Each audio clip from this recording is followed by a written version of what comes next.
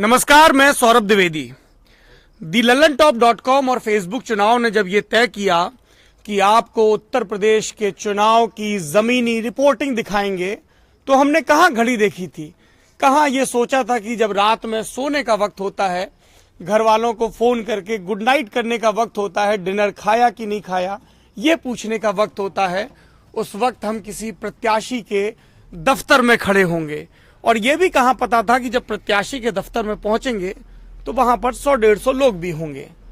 पर सब कुछ पता चल जाए तो फिर इंसान इंसान क्यों रहे और चुनाव चुनाव क्यों रहे, डब्बा खुलने का रोमांच और खौफ क्यों रहे।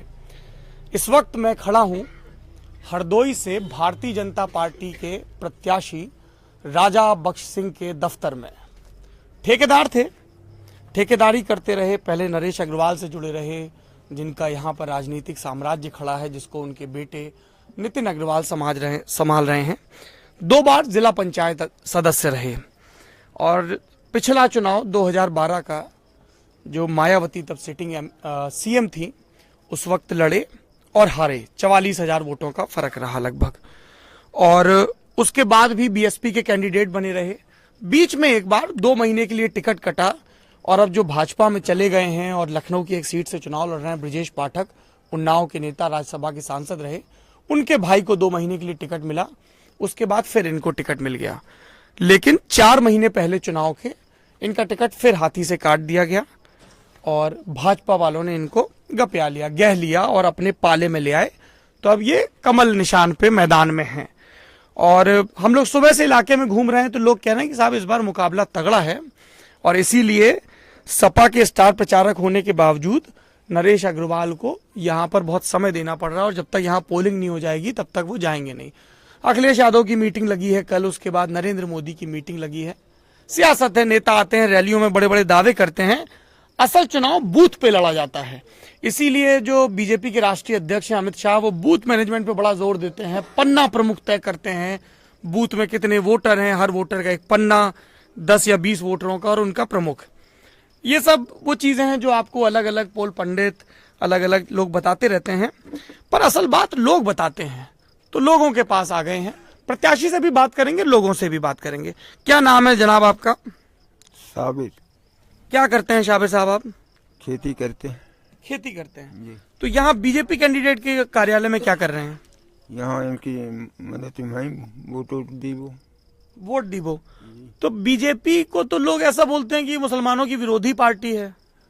विरोधी पार्टी, हम इनके संग हैं। विरोधी पार्टी क्यों इनके संग क्यों है? इन्होंने क्या किया आपके लिए? किया नहीं, इनके साथ रहे बहुजन में ही।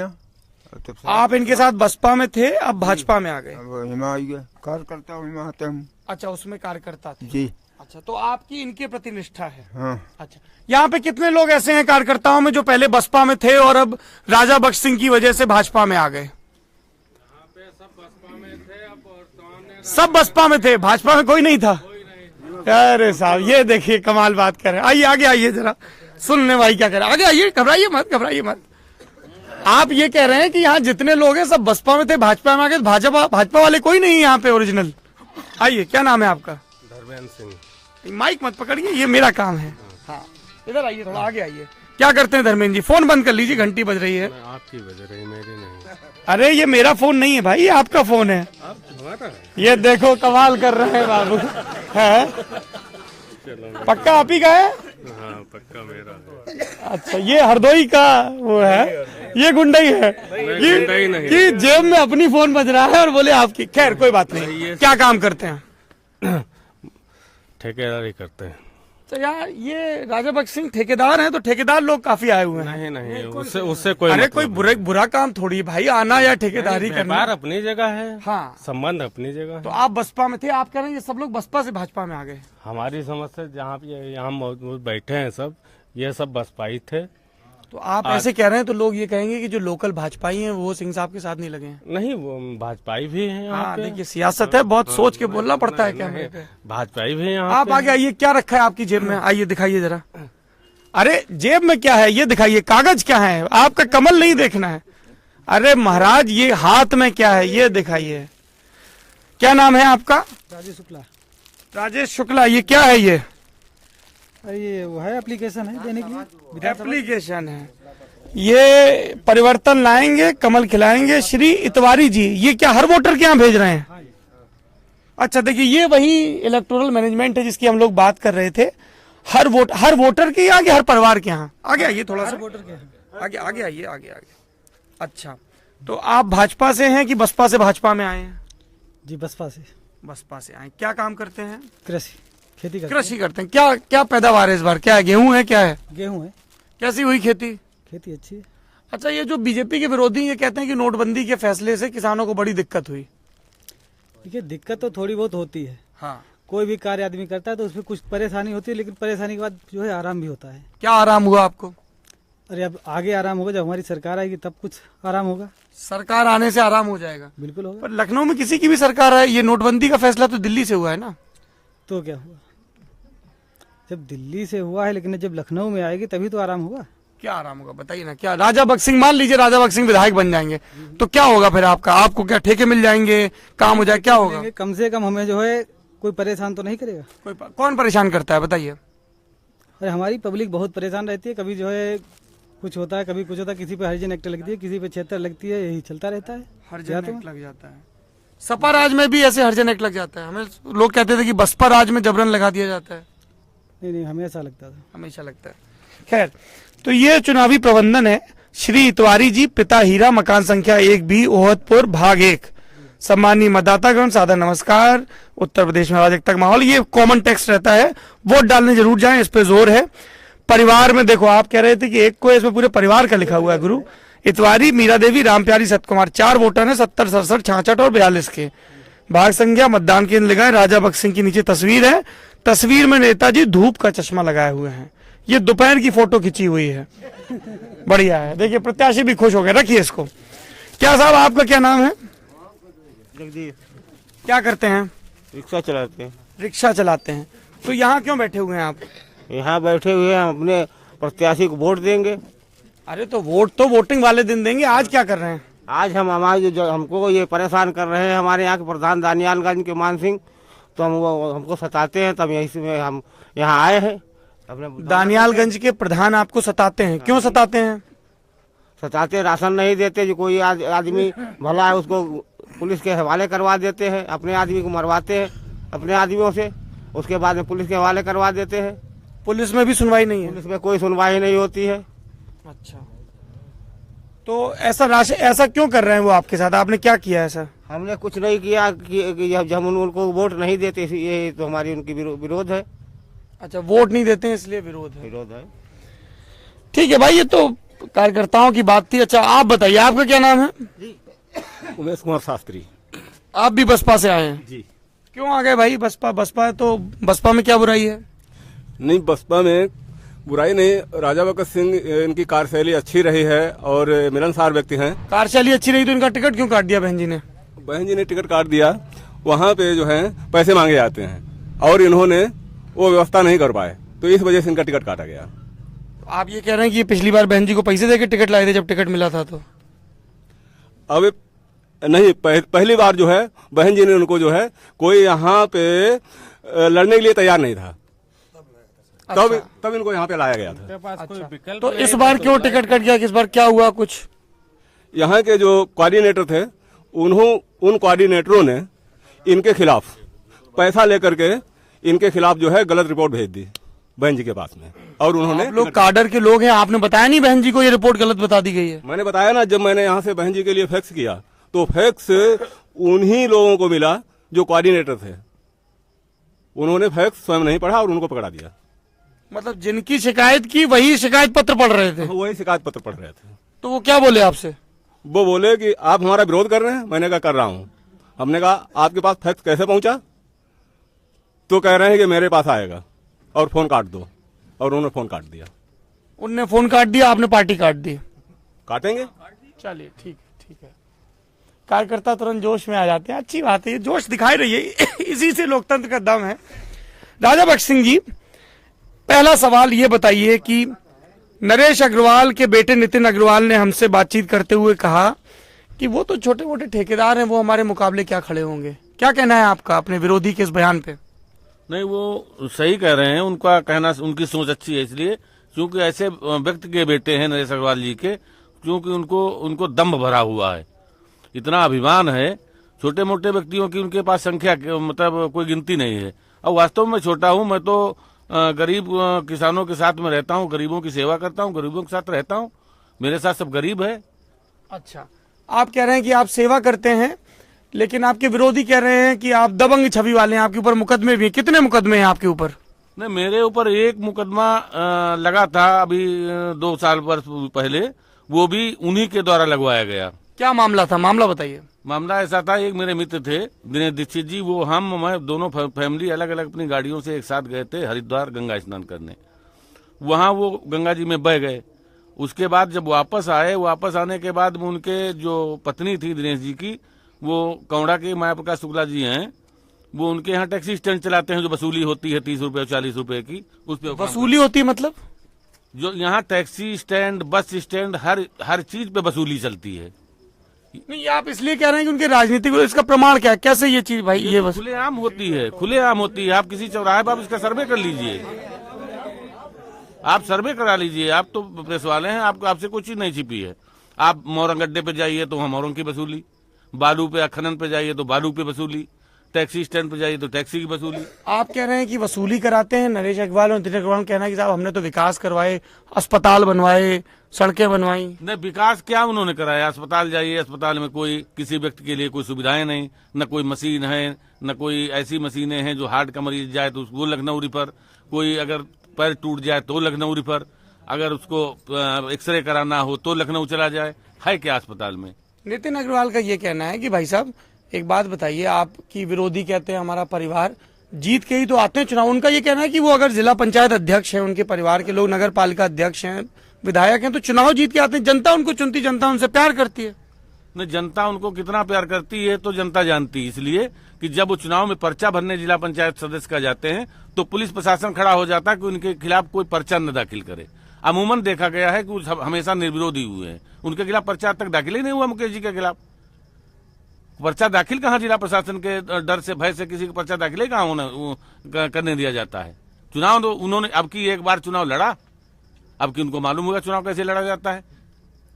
टड़ियावा से चुनाव लड़ा था उनकी पत्नी जी ने, अब की उनको मालूम हुआ चुनाव कैसे लड़ा जाता है। क्या, कैसे मालूम हुआ, क्या हुआ था टड़ियावा में? टड़ियावा में उनके पत्नी जी के खिलाफ मेरी भांजी खड़ी थी चुनाव में, और वही जो उनको करना था वही पुलिस प्रशासन के द्वारा बूथों की लूट करना चाहते थे। वहां पे झगड़ा हमारा उनका आपस में विवाद हुआ, विवाद में बाद मैं बंद कर दिया गया, मुझको उठा के लाकअप में डाल दिया गया, हमको, हमारे भाई को और प्रत्याशी के पति को, इनको थाना टड़ियावा में नजरबंद कर दिया गया। कुछ नहीं कर 2 बजे से ही उठा लिया गया क्षेत्र से। तो फिर आप लोगों की कोर्ट में सुनवाई हुई? नहीं, कोर्ट में सुनवाई हुई हमारी। 6 दिन के लिए हम जेल में रहे, हमको मुकदमा लगा के 307 का हमको जेल भेज दिया गया। अच्छा, ये लेकिन सारे किसी भी राजनेता से बात करिए कि साहब आपके खिलाफ मुकदमे हैं, तो वो लोग ये सफाई देते हैं कि साहब ये तो प्रशासन की गड़बड़ी है, उन्होंने हमारे ऊपर करवा दी है।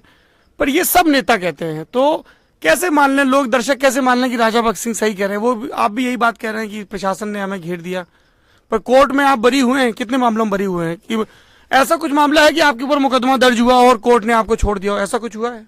नहीं, इसके पहले मुकदमे 1-2 दर्ज हुए थे तो अदालत ने सब छोड़ दिया, हम सबको बाइज्जत बरी कर दिया। अच्छा। एक मुकदमा जो जिसमें इन्होंने चार्जशीट आरोप पत्र दाखिल कराया है अपहरण वाले में, उसमें हमको माननीय उच्च न्यायालय ने उसका स्थगन दे दिया, स्टे।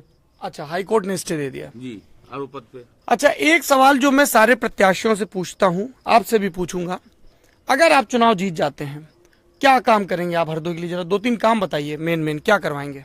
सबसे पहले स्वास्थ्य की, यहाँ की जनता के लिए स्वास्थ्य की सुविधाएं उपलब्ध कराना, नवयुवकों को बेरोजगारी जो हरदोई में है उसके लिए काम करना। क्या काम करेंगे बेरोजगारी दूर करने के लिए? बेरोजगारी के लिए यहाँ तकनीकी कोई विद्यालय नहीं है। अच्छा जी, तकनीकी कोई इंस्टीट्यूट नहीं है। यहाँ का हर छात्र जो पढ़ के जाता है बेचारा, वो लखनऊ जाए, कानपुर जाए, गाजियाबाद जाए, दिल्ली जाए, यहाँ इसको कोई सुविधाएं उपलब्ध नहीं। इस तरीके की ऐसी सुविधाएं उपलब्ध कराएं जो आदमी परिवार के साथ रह के शिक्षा ग्रहण करे और आगे अपना मार्ग प्रशस्त करे, आगे अपनी उन्नति के लिए जो ऐसी शिक्षा दीक्षा प्राप्त होती है, लोग पढ़ें लिखें, अपने बेरोजगारी से मुक्त हों। एक बात बताइए, आप अभी कुछ महीने पहले तक बसपा में थे, मायावती जिंदाबाद के नारे लगा रहे थे, अब एकदम से आपको नरेंद्र मोदी अच्छे लगने लगे। ये आप लोगों का ये बार बार सवाल आता है, और सिर्फ ये राजा बख्श सिंह की या किसी एक प्रत्याशी या एक दल की बात नहीं है कि कैसे रातों रात निष्ठा बदल जाती है, दल बदल जाते हैं, सिंबल बदल जाते हैं। तो लोग ये कहते हैं कि साहब सियासत में तो अब ईमान जैसी कोई चीज ही नहीं रह गई। इस पे क्या कहेंगे आप? नहीं, ऐसा नहीं है। मुझको पार्टी से नरेश अग्रवाल ने निकलवाया दूसरे प्रत्याशी को पैसा देके। नरेश अग्रवाल तो सपा में है, बसपा से कैसे निकलवा दिया? बसपा से निकल, जिस प्रत्याशी को टिकट आज की तारीख मिले उसको उनके पास ऐसी कोई वो नहीं है कि वो पैसा देके टिकट ले पाते। उनको नरेश अग्रवाल ने ही पैसा दिया। आप ये कह रहे हैं कि पन्ने सिंह के चुनाव लड़ने के लिए जी नरेश अग्रवाल ने पैसा दिया? नरेश अग्रवाल ने पैसा देके मेरा टिकट कटाया। टिकट काटने के बाद में मुझको पार्टी से निकाला गया। तो आप बदला लेने के लिए भाजपा में आ गए? नहीं, बदला लेने के लिए नहीं आ गए। उनकी हमेशा ये एक बात उन्होंने मंच से कही है कि जो एक बार मेरे खिलाफ चुनाव लड़ा, दोबारा मैं उस व्यक्ति को चुनाव लड़ने लायक ही नहीं रखता हूं। ये वो पब्लिकली कहते हैं? पब्लिकली कहते हैं। आज तक हर मन से उन्होंने कहा है, आज तक जो भी चुनाव मेरे खिलाफ पहली बार लड़ा, दोबारा उसने मेरे खिलाफ चुनाव नहीं लड़ने की कोशिश की। या तो मेरे पास नतमस्तक हो जाता है और या मेरे पास घुटने टेक देता है। मैंने वो साहस केवल जनता से पाया। जनता ने मुझको स्नेह प्यार दिया। मैंने 5 साल पूरी सब दुख और तकलीफें झेली, लेकिन मैंने कहा चुनाव इनके खिलाफ जरूर लड़ूंगा। उसमें हमारा भाजपा ने हमारा अनुरोध स्वीकार किया। मैं उनका आभारी हूं। उन्होंने मुझको तो लेकिन जो भाजपा के और आपके पहले दावेदार रहे होंगे ना, हर विधानसभा में दावेदार होते हैं कि साहब चुनाव आ रहे हैं, लोकसभा चुनाव में भी लगे रहेंगे, उनका क्या? नहीं, ऐसा है, सभी लोग साथ में हैं। सभी लोग साथ में हैं। जिन्होंने दावेदारी की वो भी साथ में है। लेकिन ये भी तो एक चीज मानी जाती है कि कौन प्रत्याशी किस प्रत्याशी के खिलाफ चुनाव लड़ सकता है या नहीं लड़ सकता। अच्छी बात है। राजा बख्श सिंह का वही दावा है जो अमित शाह और उनकी टीम, जो टिकट जिनको नहीं मिले उन दावेदारों को समझा रहे हैं कि विनेबिलिटी साहब बहुत बड़ा फैक्टर है। अब ये हरदोई की जनता को तय करना है कि नरेश अग्रवाल के बेटे अखिलेश सरकार में स्वतंत्र प्रभार के राज्य मंत्री नितिन अग्रवाल जो ये दावा करते हैं कि उन्होंने हरदोई का बहुत विकास करवाया, उनका दावा दुरुस्त है या उन्हें चुनौती देने वाले राजा बख्श सिंह का। दावे हैं, सियासत में कई दावे होते हैं। रात होने को है, अगर आप अभी भी हमें देख रहे हैं तो इसका मतलब कि उत्तर प्रदेश के चुनाव में आपकी सियासी दिलचस्पी बहुत अखंड है, घनघोर है। एक और दिलचस्पी रखिए नींद में, अच्छे से सोइए, 7 घंटे सोइए, करवट लेके सोइए और पानी सिरहाने रखिए। हम लोग भी जाएंगे, टटोलेंगे सिरहाने क्या है, क्योंकि सुबह उठ के हमें सीतापुर की तरफ निकलना है। सीतापुर में भी एक सियासी लड़ाई हमारा इंतजार कर रही है। एक वहाँ के विधायक जी थे जिनको अवैध निर्माण के चलते, सपा के ही विधायक थे, अखिलेश यादव ने खुड्डी लाइन कर दिया, किनारे कर दिया। पंजाब में काम करने का एक ये भी मज़ा होता है कि पंजाबी वर्ड आ जाते हैं यूपी में आपकी ज़बान पे। खुड्डी लाइन मतलब किनारे कर देना। तो वहाँ की लड़ाई बताएंगे। फिर बाराबंकी है, अरविंद सिंह गोप की लड़ाई हमारा इंतजार कर रही है। फिर लखनऊ है, लखनऊ में हमारा शो है 16 तारीख को अम्बेडकर पार्क में। आप लोग ज़रूर आइएगा, क्योंकि लखनऊ वाला जो शो है, चूँकि लखनऊ में कैपिटल है तो सबसे चौचक शो वहीं पे होने की उम्मीद है। उम्मीद हमें यह है कि उत्तर प्रदेश की जनता सही को चुने। जो भी राजनीतिक दल, जिसका भी घोषणा पत्र सही लगे उसको चुनिए। और तब तक अपना आप खूब सारा ख्याल रखिए, डरिए मत। जब भीतर बटन दबाएंगे तो कोई नहीं देख रहा है कि आपने किसको वोट दिया है, और अभी डर जाएंगे तो फिर डरे रहेंगे। और डरी हुई कौमों का इतिहास कोई नहीं लिखता है, डरे हुए लोगों की कोई जगह नहीं देखता है। ये लीजिए, मुझे लगता है कि हरदोई से एक आध टिकट मैं भी मांग लूं, जितनी तालियां बज गई हैं। Thank you. हरदोई के मैंने बड़े अजीबोगरीब से फंडे सुने थे कि साहब हरिदोई हरिद्रोही था तो हिरण्यकश्यप की जगह थी। कोई बोला बड़ी उल्टी जगह है। अभी शुरुआत हुई तो ये माइक का तार निकल गया, तो बोले साहब ये हरदोई का मजा है। मजा आ रहा है चुनाव में हमको। आपको कैसा लग रहा है कमेंट बॉक्स में बताइए। अपना ख्याल रखिए। मेरा नाम सौरभ द्विवेदी, कैमरे के पीछे Rajat Sain. Good night, take good care of yourself. Bye bye.